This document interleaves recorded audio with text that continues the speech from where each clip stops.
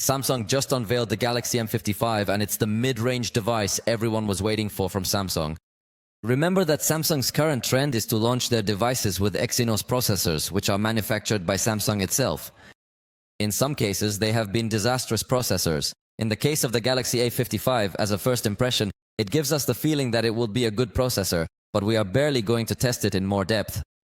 However, for those who have no faith or trust in Exynos, there is this alternative that sounds very interesting. Let me tell you about the specs. It has a 6.7-inch AMOLED Plus display with full HD Plus resolution, 120 Hz refresh rate, and peak brightness of 1000 nits.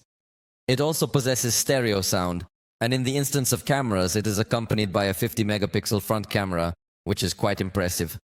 In the rear, it also has a main camera of 50 MP and optical stabilization, then an 8 MP ultra-wide camera. And finally, a 2-megapixel macro camera. The processor, to be very precise, is the Snapdragon 7 Gen 1.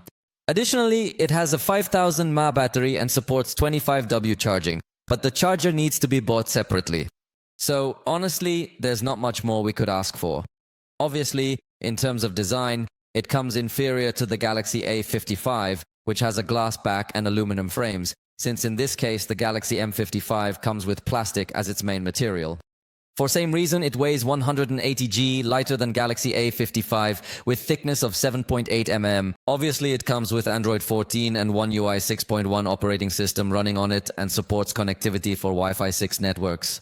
For now, this device has been released in Brazil, where its price is approximately $540. On screen, reference price in other currencies to give idea, but remember, prices here are not the same as the ones over there. You have to consider that sometimes the exchange rate can greatly affect these conversions, but even so, it's a device that should be roughly the same price as the Galaxy A55.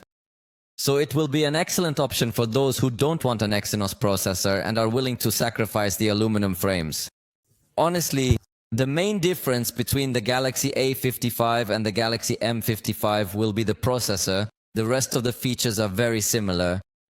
And inform me in the comments section if you are interested in us obtaining this device so that we can carry out a review, an unboxing, and all the analysis that we are accustomed to.